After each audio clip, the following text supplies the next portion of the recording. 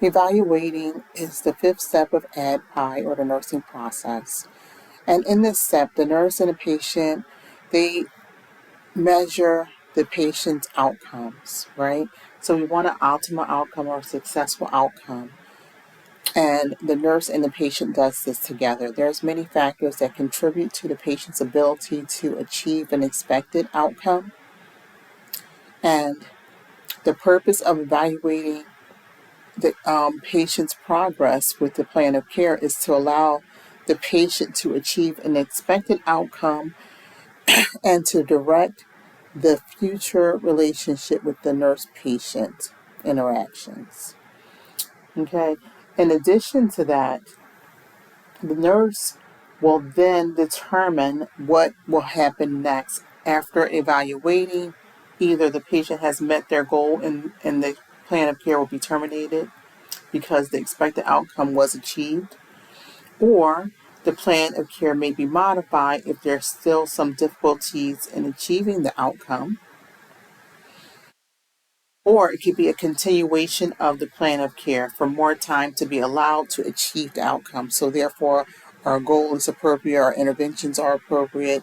It just needs a little longer time frame in order for this patient to achieve the particular goal successfully. So we're on page 498, clinical reasoning and judgment and evaluating.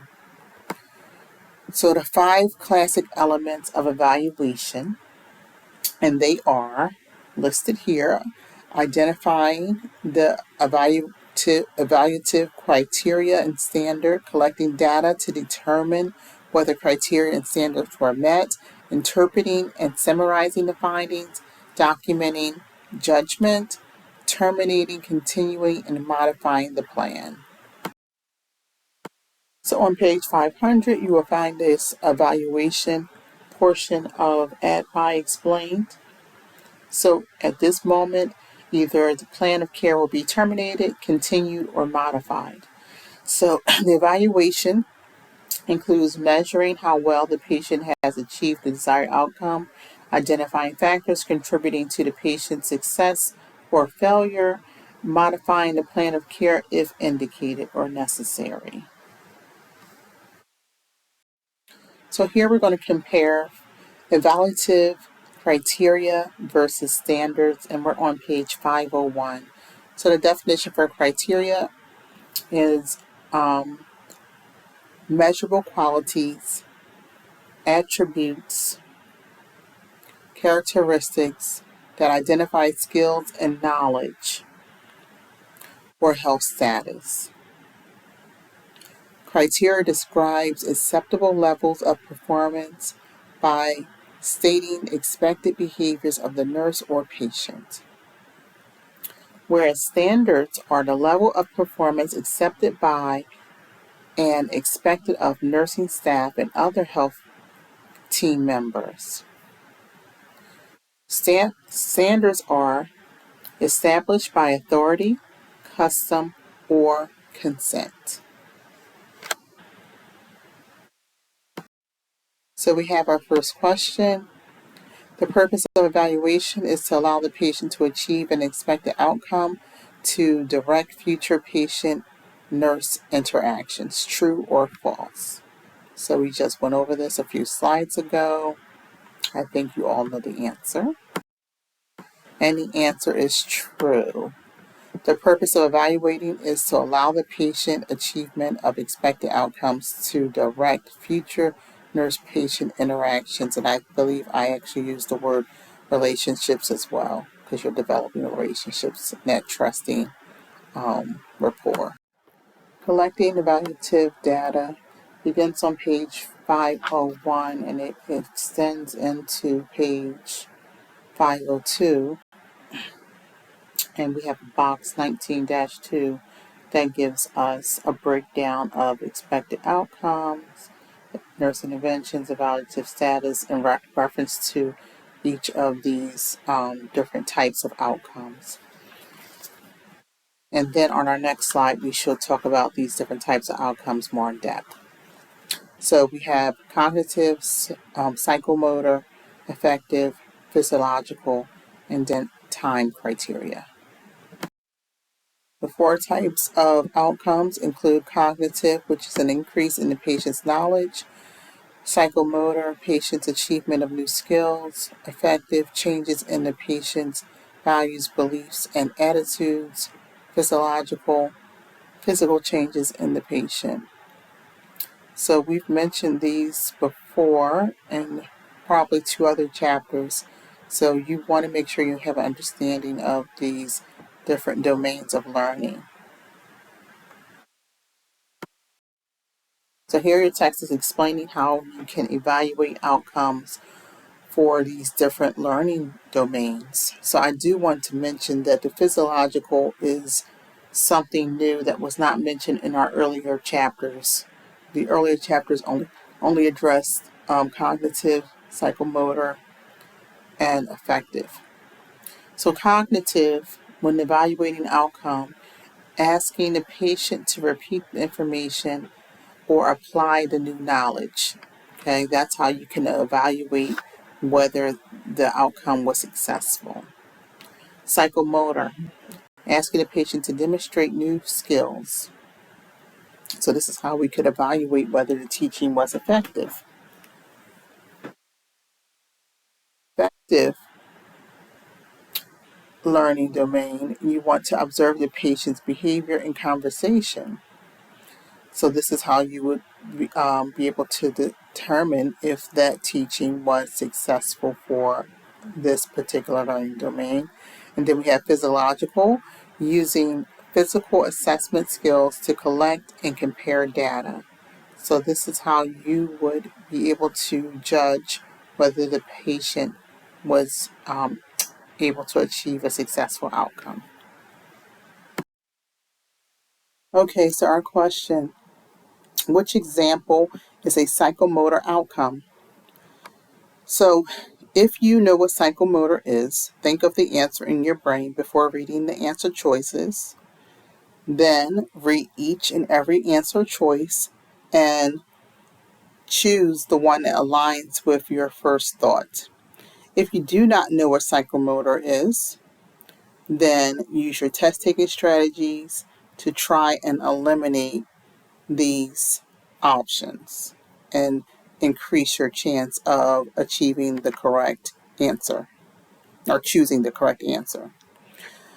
All right, so I know psychomotor is a new skill that is learned, and that learning is by demonstration. So there's something happening, there's an act. So A, patient learns how to control his weight using the My Plate food guideline. Okay, so that sounds like he gained some knowledge. Patient gaining knowledge is cognitive, that's intellectual. So I would not choose that one. B, a patient is able to test for glucose levels and inject insulin as needed. Okay, sounds like they're doing some type of redemonstration, and from that, I can determine whether the teaching was effective or not, or whether the psychomotor outcome is effective or not. So, a possibility, continue to read. A patient values his health enough to decide to quit smoking. Okay, so a patient values is an effective outcome. So value or changing values or changing beliefs has to do with effective, okay, learning domain. So therefore, I would eliminate that one because the patient is changing their values. However, they have not actually demonstrated anything. They're making a cognitive decision as they have changed their values, which was effective learning domain or learning outcome. A patient is able to ambulate the hallway following knee surgery. So a little tricky because the patient is demonstrating, the patient is ambulating, right? The patient is showing us that they have an ability to ambulate safely in the hallway. However, this is a physiological outcome, and so therefore, this would not be our psychomotor outcome.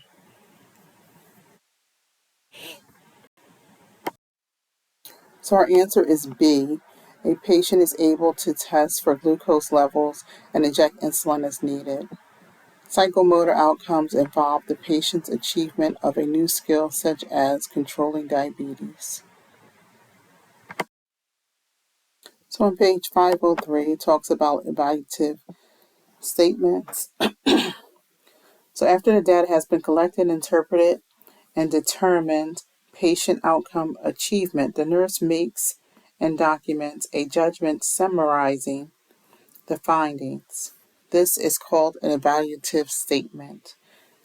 Okay, the evaluative statement is two parts. So we have the first part is decide how well the outcome was met, whether it was met, partially met, or not met at all. Then you want to list patient data and behaviors that support your decision. So in the evaluative portion of the care plan, you would say goals are met and you're discontinuing this care plan or terminating the care plan, right? Or partially met will continue with the care plan ongoing and monitor the patient, right? And you will maybe note that there were some improvements, however, it does require more time.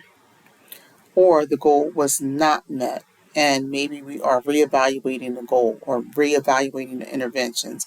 So goal was not met, patient actually did fall, and so now we have put fall mats on the floor to prevent injury, or maybe we have given them a bed alarm to prevent a fall from occurring again.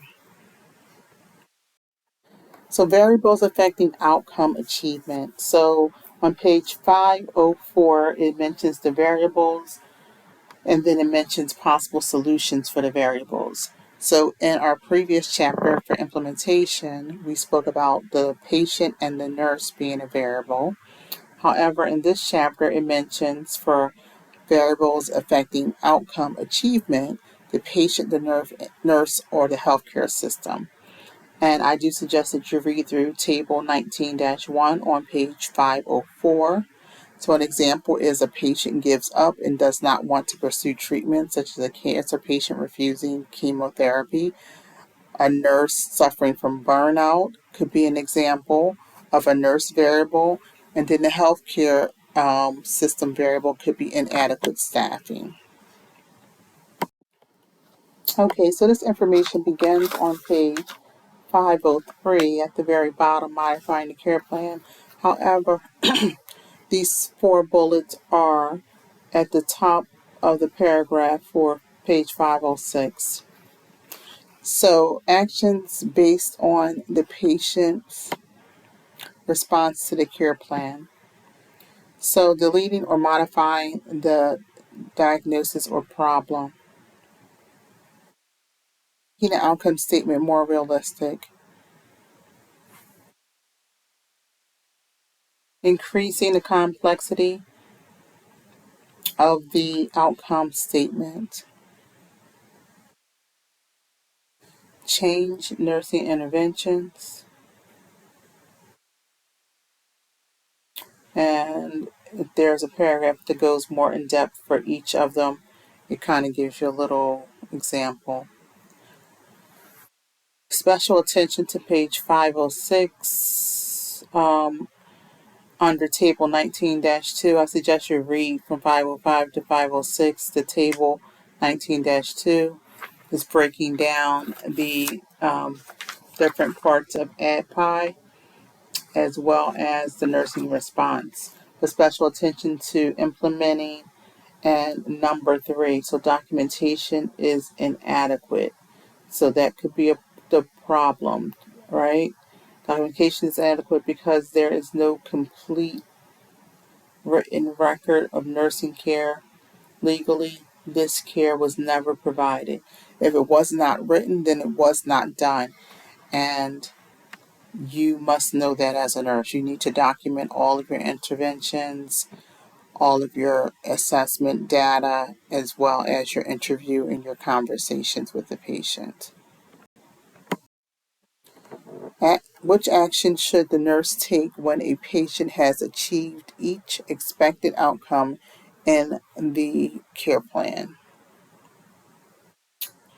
So, A, terminate the care plan. B, modify the care plan. C, continue the care plan. And the answer is A, terminate the care plan. The care plan is terminated when the patient has achieved all of its goals. Okay?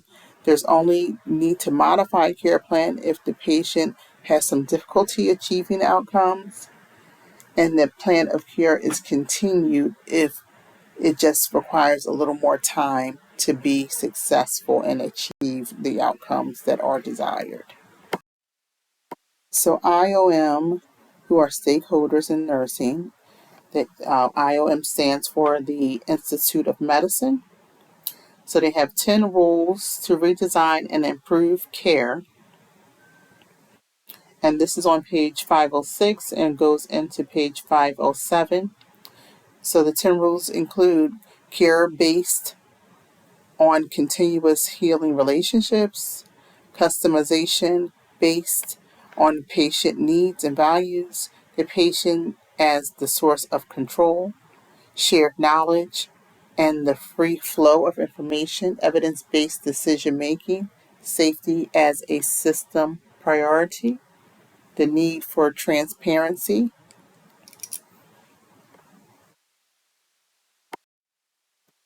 10 rules continued, anticipation of patients' needs, continuous decrease in waste, cooperation among clinicians. On page 507, we have the 4 steps crucial to improving performance. So special attention to these, you must know them. The following 4 steps are crucial in improving performance.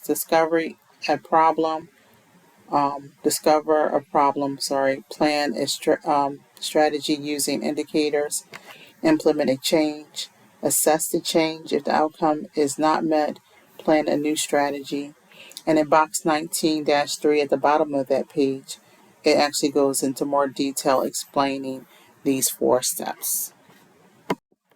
7 crucial conversations in healthcare begins on page 508, table 19-3.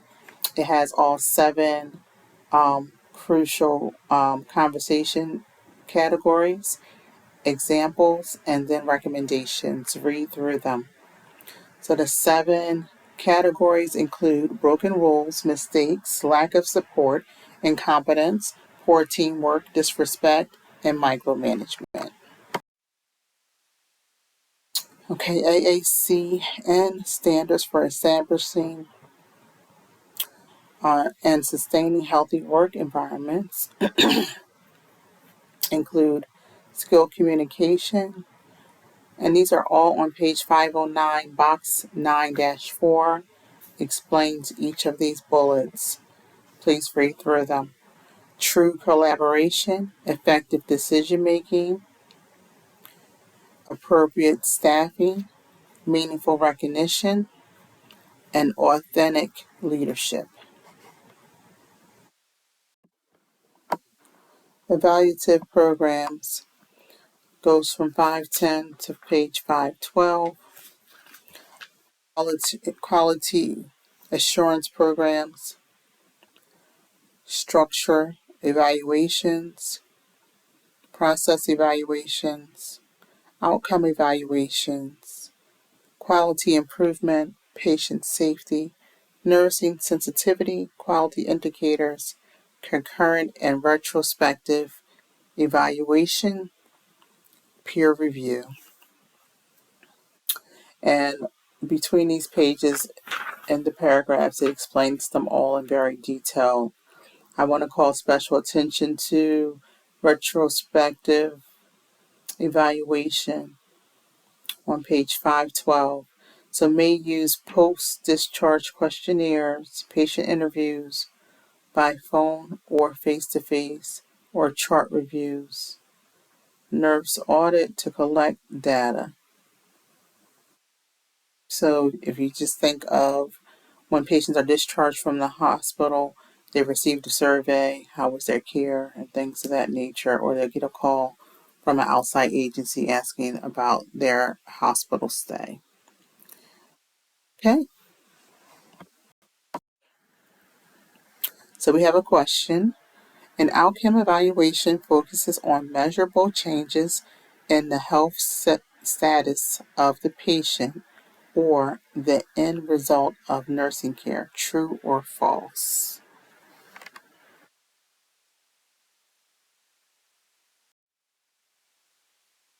And the answer is true. An outcome evaluation focuses on measurable changes in the health status of the patient or the end result of nursing care.